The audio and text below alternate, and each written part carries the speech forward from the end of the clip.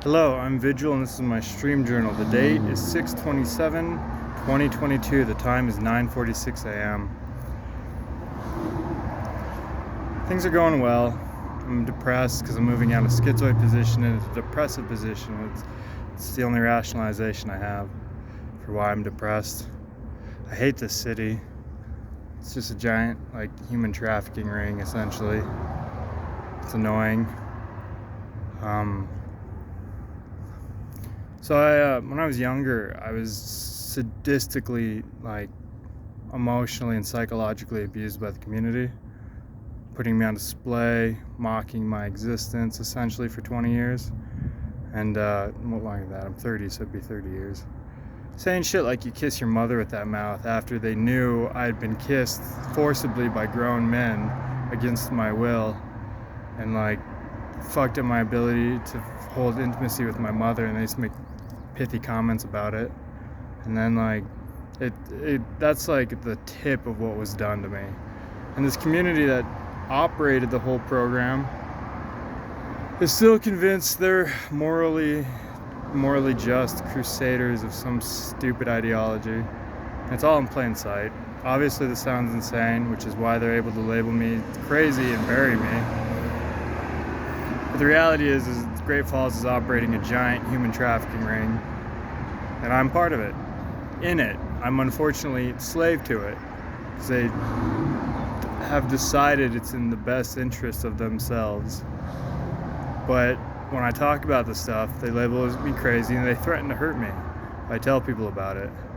They Sam Rockwell me with the others from the Green Mile, that's their leadership, Sam Rockwell. Not literally Sam Rockwell, but the character from the Green Mile who gives the ultimatum to the kids or whatever.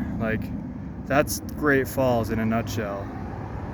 And they're super upset about anyone realizing this, and so they electrode people and shit. All of this, I don't know, the future knows this is reality. But anyways, so I have problems with expressing my desires for intimacy due to fear of rejection because of what was sadistically organized and done to me when I was little. And so because of that, I have a hard time expressing my desire for intimacy. And then you combine that with the masquerade or whatever that I'm crazy, my bad looks, my weird talking, and everything else, combined with just the counter-transference of rejection that was developed from when I was young as a child. It makes it hard to express my desires for intimacy and whatnot. But I don't know, man. I've asked 5 people out. Not out, I asked them for their numbers. I asked 3 of them out, and 4 of them out, and 2 I got 2 numbers out of 5 people over the course of 3 weeks. Haven't tried texting them. Phobias, inhibitions programmed into me when I was younger by a community that is just, I fucking hate. I don't know, I have this narration in my head of being unwanted, being rejected, and it stems from early childhood developmental abuse. It's perpetrated and artificially continued by PSYOPs programs and shit like that aimed at the citizenry of our nation, and it's the slightest rejection can trigger in me this overwhelming feeling of just, it's horrid. It's absolutely horrid. So I'm trying to get used to it. I'm actively seeking out situations where I can ask for numbers with no real intention of pursuing it. I fucking hate this community. So I see everyone who's a part of it as just this evil fucking monster who's illegally trafficking people.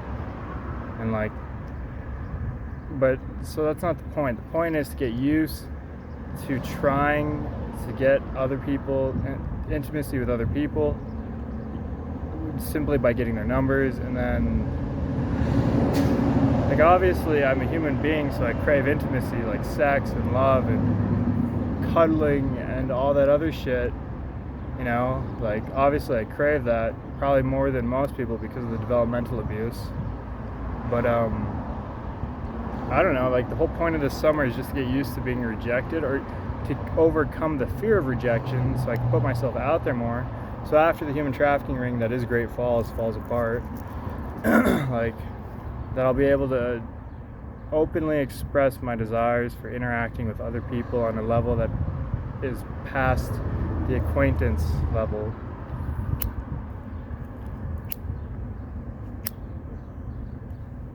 I have to say though, I've exposed my body to the general public after the general public kind of exposed me without consent when I was little.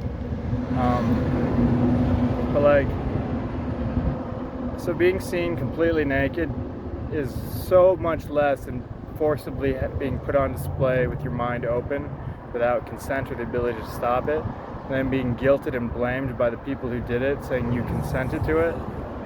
Like, come on, that's bullshit. We all know that.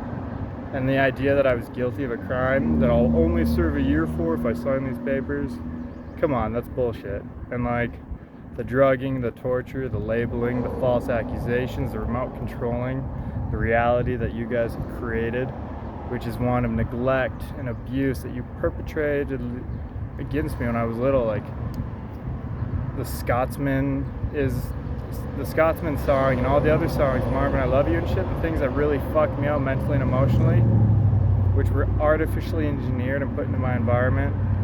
If you know, you know. If you don't, I can explain it to you quite literally, but you won't believe it. And even if you do believe it, they'll silence you.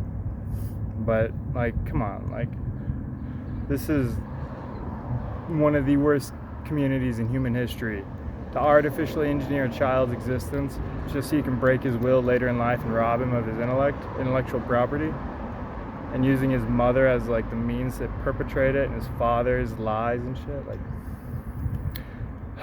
I'm deliberately not saying directly what I'm referring to, but I can literally, if you just ask me directly, you know, like, but it's stupid.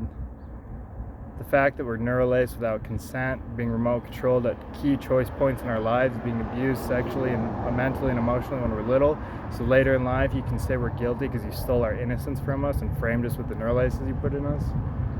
It's abhorrent, and it's the idea that you're defending anything at this point is a fiction. But yeah, so I'm not crazy. I'm delusional because I was gaslighted and tortured and like literally tortured for like 15 years, first emotionally and psychologically with gaslighting, and then literally tortured with like electrodes and like drugs and like all this other shit that you guys said was for his mental health, which is all bullshit. I just don't like being vilified. Like, if I'm gonna be a villain, I want it to be because I'm actually a fucking villain, not because some community wanted free money and they think that isolating me mentally and emotionally while mocking me like they did when I was little is gonna help break my will so they can rob me of my innocence again. But that's reality of what this community in Great Falls is doing. And like, I don't know, I fucking hate it here. It's abhorrent, it's insulting, it's derogatory towards my existence. It's un-American, really. What are you gonna do? They own the court system. They're the ones who are playing stupid so they can get rich. But I don't know. Who knows, man? Who knows what was actually me and what was cold as ice remote controlling?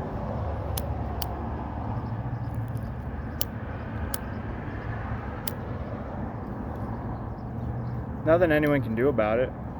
We're all fucking neurolaced.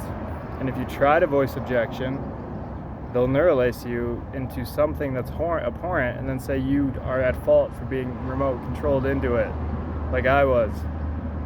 Like, it's frustrating, and there's no one to talk to because they're afraid if I form any real intimate connections, they won't be able to break my will and rob me. Or they're just pressing that narrative because I have such inhibitions, which are really programmed through really developmental abuse and artificial engineering of my psyche, which sounds crazy, but it's not. Fuck, man, this sucks. This community sucks, and they're trafficking me. Like, by definition, this is human trafficking, and it's torture. And it started when I was little, when they started recording me without my consent. 24/7 recording me indisposed when I was little and putting it on the internet, which everyone knows about but no one will acknowledge, is blatant pedophilia that the community has committed against me. And like, I don't know. So this summer, which would be a lot better if I wasn't here, is about getting people's numbers that I really don't intend to call or like hang out with, because they're all just part of the creepy hive mind that did this to me when I was little. And like, so it's the summer of getting over my fear of rejection. One of the problems I have, though, which they say all of my problems are my fault, even when they artificially engineer them through developmental abuse that they did as a community. But like, one of the problems I have is when I go to talk to people who I'm interested in, there's a repression of my linguistic systems, which might be artificially caused by the neuralace, the electrode, or simply the abuse and neglect that I received when I was growing up. But my thoughts literally repress, and I can't think of anything to say. So I come off all strange. Then there's counter-transference from the transference I have with the early relationships I had, which were abusive, neglectful, and derogatory towards me. And like, I have no real therapy here. My therapist, when I started telling her about the reality of what was done, how like, as a child, when I would imitate others, they would reject me, even though it worked for them, because they thought that I was, well, one, they're all on the take, but two, like, if I saw someone talk to someone in some way and I replicated it, I would get rejected because they said it was contrived or artificial or whatever. And so like, that's how you develop borderline, when you do things that other people do but you get a different result because the narrative is artificially being manipulated and whatnot. Like, that's how you develop borderline. When you get punished for doing good and you get punished for doing bad, there's really no incentive to do good. And like, the reality is that, like, I don't know, I'll get into it another day, but this community sucks. They're human trafficking people in plain sight, using the justice system and framing them for crimes and shit with neuralaces, which we all deny exists, but we all know they exist, and we all deny that they can be hacked, even though it's plain to see they're being hacked.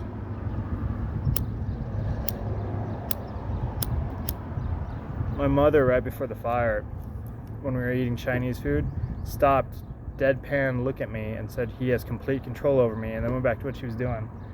What the fuck does that mean? I don't know. I'm kept in the dark so I can be robbed. But like, so yeah, this summer I'm gonna ask pretty much every person I interact with if I can have their number, but without any real intention of forming a relationship with them, because this community sucks. I wanted to see it burn. But like, it's the idea is to get over the repression that causes my speech system or my secondary processing linguistics to freeze up when I interact with people who I'm fond of. It's like attracted to or fond of. But I'm hesitant to call people my friends, mostly because there's a 20-year plot against me by the people who were supposed to love me the most. And like, but also because if I really call you my friend and you are my friend, you're screwed. Like, this community will frame you, vilify you, and torture you, essentially. Like literal torture with drugging, electrodes, and neuralace thoughts impressed into your mind, and like psyops programs, and framing you for crimes and whatnot, like happened to me. And like, I don't know, man, the whole narrative is all bullshit. Anyways, I was thinking, can't wait for my hair to grow out a little bit. I was thinking about the soldier suicides. 1 in 10 killed themselves from the Iraq War. It's like 30,000 kids have killed themselves out of like whatever the percentage would be. I don't know. I can do the math on paper with a calculator, but why are they killing themselves? I think is a really good question.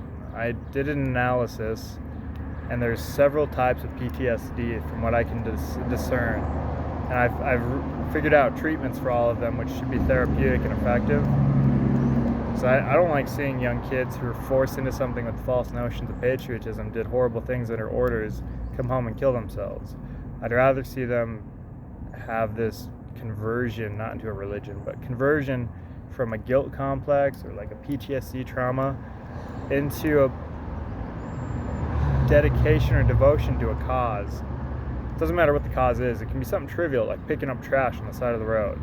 But rather than shooting themselves, I'd rather see them get redemption in their own minds by keeping some highway clean or something like that. There's no reason for these kids who were beguiled and rused into joining the military to come home and kill themselves. One of the arguments I read by one of the guys who killed himself, right before he killed himself in his suicide note, he wrote, "I'm fucking playing guitar in a house with air conditioning and food. Well, these people over there are mourning the loss of their children that we fucking murdered." And he's like, there's no justice in that. But he also said just the guilt of that, it's a combination of survivor's guilt with other shit, which is what I've experienced survivor's guilt because the government psyops me when I was a teenager, so they could rob me after using terrorism to keep me in the cage. But there's a lot of explanation to that. One day it'll all make sense. Hopefully humanity is still around. Unlikely. But so there's different types of PTSD. There's shell shock, which is what we saw in World War I, and we see it really prevalent in the Iraq War. When shaped charges go off, even if it doesn't kill you, you can be a mile away, and the kinetic shock waves hit your skull, and then it hits the brain's wetware, and it ripples. It sends a really fast wave of kinetic energy through the brain that rips apart synaptic structures, and it causes fracturing of the psyche, which causes all sorts of disorders, emotional troubles because your amygdala's fucked up. It causes memory troubles because your amygdala's fucked up. It causes thinking troubles, and it causes anger, irrationality, being irrational, and the stress of it, like Havana syndrome, which I experienced because they gave it to me right before they framed me. It's horrid. It's cognitive pain that is just horrid, with the inability to rationalize, and so that's one form of PTSD, is shockwave trauma, and then there's hypervigilance, which is where they train these kids to observe everything when they're in a situation where they could get killed at any moment, and the stress from driving around on patrols with waiting for an IED to go off over the course of months is complex PTSD. It's complex trauma, compounding trauma of being in life and death situations where you have to remain hyper vigilant, otherwise you die. And so these kids come home and they can't relax. They can't shut down this portion of their mind that's been overtrained into vigilance. So they don't sleep well, they don't think well because they're sleep deprived, and it's abhorrent for them. And they were in a fight or flight situation for so long, unable to fight or flight, combined with hypervigilance that said if you lose focus, you die. So when they come home, they can't shut it off. And then there's ethical fatigue, where we train our kids not to hit each other, not to fight with fists. You're not even supposed to say bad words to each other in our culture, unless you're on the internet. But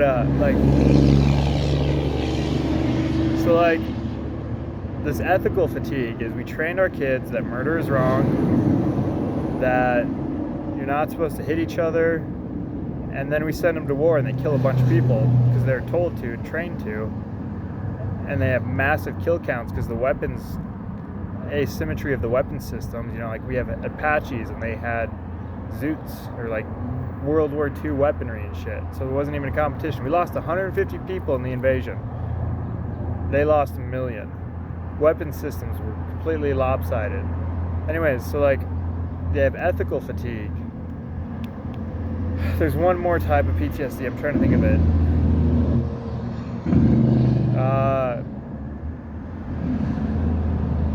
Anyways, so there's another one. I can't think of it. But the three types of PTSD: kinetic shockwave trauma from the shaped charges that went off, which ripple your neuronal structures and cause your brain to break apart on the synaptic level. We can treat it with ketamine and other neurogenesis chemicals, combined with a biofeedback training system to incorporate and re-assimilate all the various modules that have been fractured. And then to counter this threat in the future, and as shaped charges continue to be used, grow in sophistication, shockwave trauma will be ultra common. All we have to do is include a gel liner, a gel, a non-Newtonian fluid, or even an ice pack type gel in the helmet, and it'll stop the kinetic shock waves. This simple piece of equipment would cost like 30 cents per helmet, $1 per helmet, but it would eliminate a large portion of the shockwave PTSD that we're seeing. And then you can combine it with ketamine or other neurogenesis chemicals to treat the people who have it. And all we have to do is get the government to stop outlawing the medical mechanisms of treating these kids, which the DEA and shit like that are constantly trying to snuff. But and then there's hypervigilance. This one I've experienced because I was in a fight or flight situation for about 10 years, but like it was internal, it was religious, and it was constant. I personally don't have it anymore. I'm not really sure what mechanism caused it, but I think that like hypervigilance, how do you treat it? Biofeedback mechanisms, you teach them mindfulness, you teach them like the ability to assimilate primary processing and secondary processing. You got to teach them how to relax, like how to shut down and like zone out. Like if you have a kid who comes back from war and he can't zone out and think about random shit, or he's always hypervigilant, his memory or his thought patterns are going to decay over time as he's not sleeping well, he's not thinking right, and like you'll have the same effects of PTSD as the other PTSDs. And then ethical fatigue. This one's a little bit harder because it's an information science, psychoanalysis. But essentially you have to get them to talk about what they did, reform and reconstruct the narrative, and then somehow give them the ability to find redemption. And like it's kind of silly, but like they come home, they killed a bunch of people and saw shit that like is just abhorrent for a lie of patriotism and whatnot, and then you thank them for their service. This is what I was getting at when I first started this conversation about soldiers and their PTSD. These kids are coming home with ethical fatigue.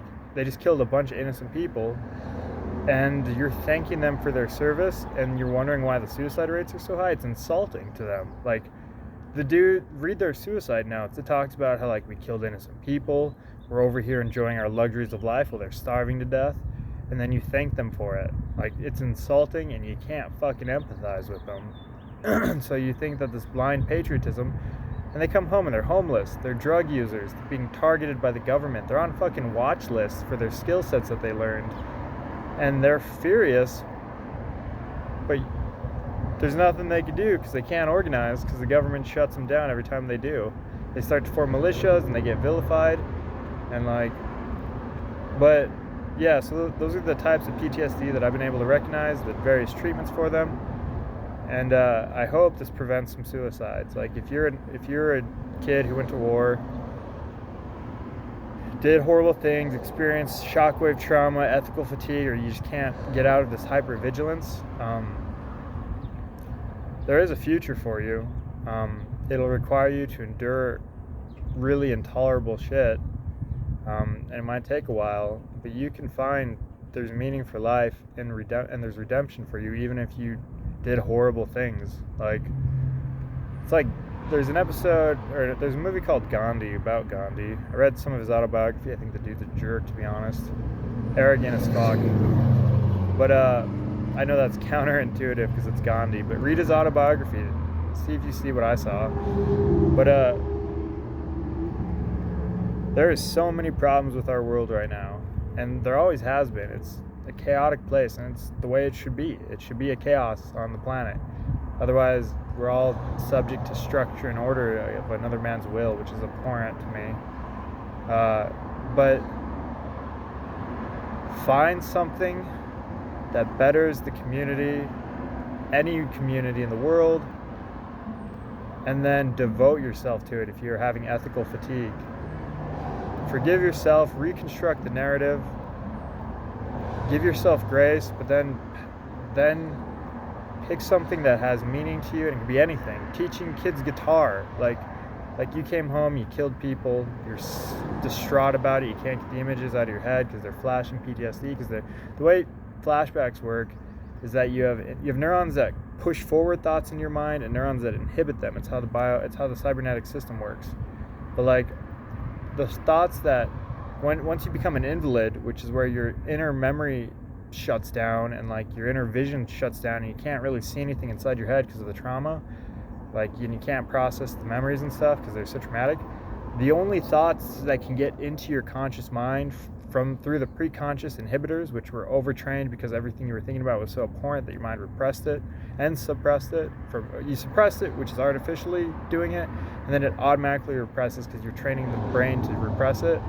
Like, the only thoughts that get through that repression are the ones that have a higher voltage rating or a higher wattage in the total neuronal network. And so what's going on is that you're seeing these horrible images in your mind, you're having these horrible thoughts because they have more wattage than the rest of your thoughts.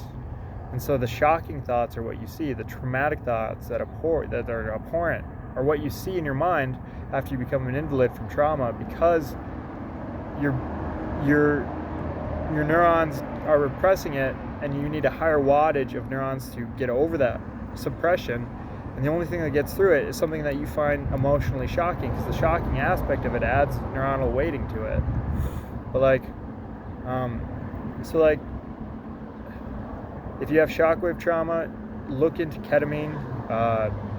If you're gonna buy it off the street, be careful.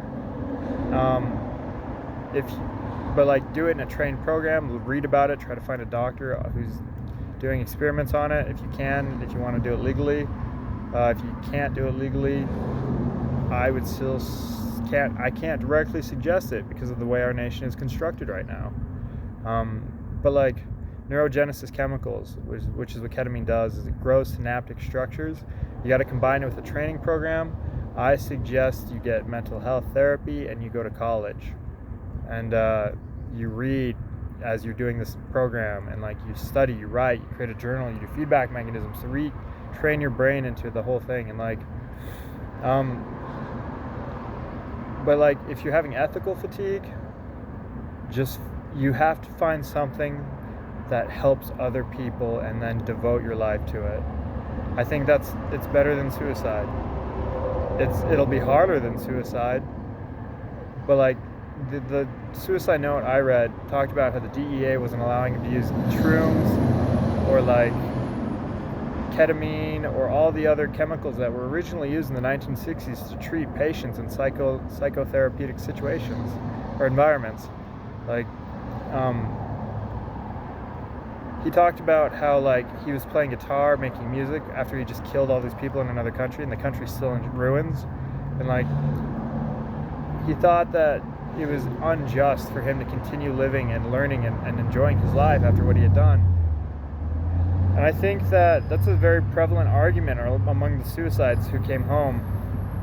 And all I can say is, this video is super long, sorry about that, but find some mechanism to give back to other people. And for him, he could have he's gone, but he could have decided to teach people guitar, or it's stupid when you say it like that, but it would have kept him alive and it would have benefited the community, and he would have healed over time. Self-forgiveness is really important. It seems unjust and unfair to the people who are trying to forgive themselves, but it's better than your suicide. And anyways, stop trying to thank them for their service if they're suicidal from what happened. It's insulting and it's derogatory, and it really shows the disconnect that you have. It's I don't know. I'm gonna try to think of the fourth PTS that I figured out: ketamine and neurogenesis for the shockwave traumas, with biofeedback training mechanism. Go to school, read books while you're doing the health program. The synaptic structures will grow, and then you'll be modulating them with neuroplasticity while you read and train with biofeedback, and they'll prune, and you'll be healthy again, probably smarter than you were before. You can also treat Havana syndrome with the same mechanism, just so you know. And then hypervigilance, you got to learn mindfulness, the ability to calm down, to feel safe without being hyper aware of everything around you. The ethical fatigue, find something that you can do for other people and devote yourself to it. And then I'll try to figure out the other one. But so yeah, what else is there? Don't take your life, even if you did horrible things in war or whatever. Don't take your life. Try to it'll be harder not to. But there is a future with the advances of the technology in treating PTSD and the various mechanisms, and like the flashbacks that you're having are a result of the way the brain works. You have inhibitor neurons and you have neurons that propagate ideas forward.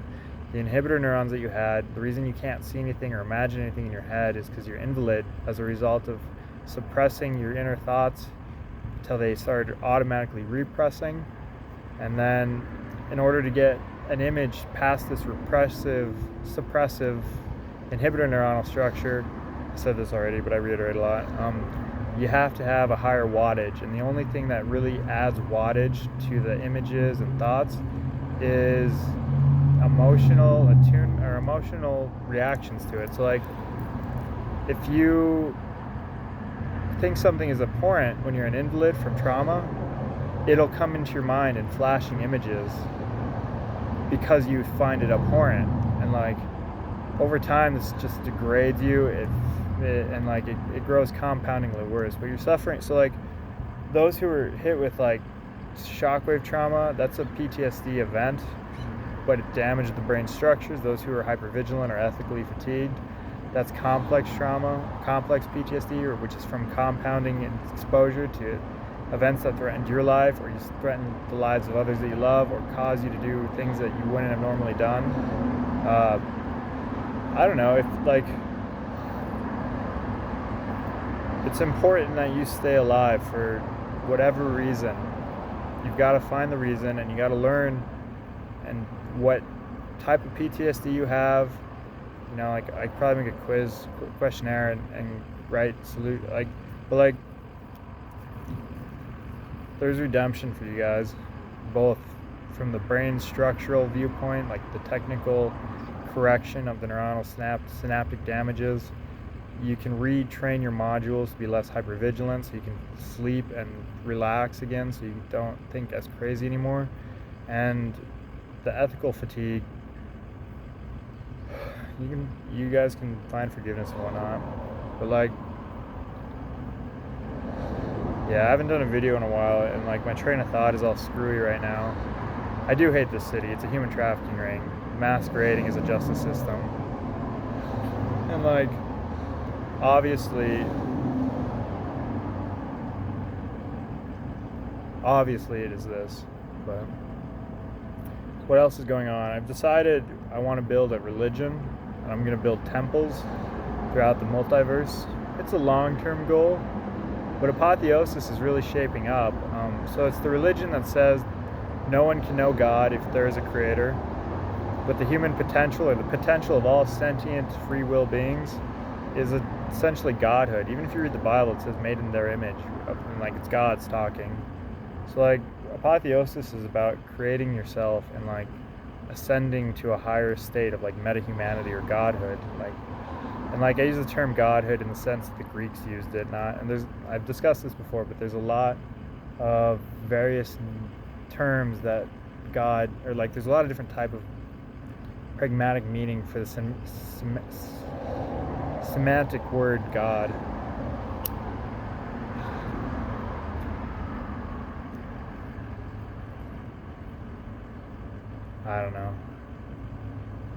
I don't know really. I worked out the other day. I did yoga last night. I slept well, like 6 hours, 7 hours, which is pretty sweet. I woke up I don't know, man. I'm having trouble with like the emotional trauma, and like I hate this community, and they're not even really doing anything like besides just kind of being jerks. But it's not where I want to be. But I don't understand in the sense that I'm okay with it or I believe it to be the correct choice. But anyways, so they're going to treat me with Vyvanse again, which is sweet because I can start reading books and writing, getting past the deficiencies in my executive functioning system, which causes ADHD and aversion. Like, I'm going to read more, I'm going to write more. I always say this, and it never happens for the most part. It's kind of whims that I do things. But I gotta go to work. I have an IQ of 137 and I wash dishes for a living. I work for a sweet Chinese dude, immigrant, who owns a Japanese restaurant with Indonesians who cook the food for cowboys who like Japanese food in America. If that's not the cultural melting pot and ironic thing, if that's not irony, I don't know what is, I guess. But yeah, I have an IQ of 137 and I wash dishes for a living. It's not a lack of ambition, it's just a lack of ability, maybe. I don't know. Anyways, have a good day.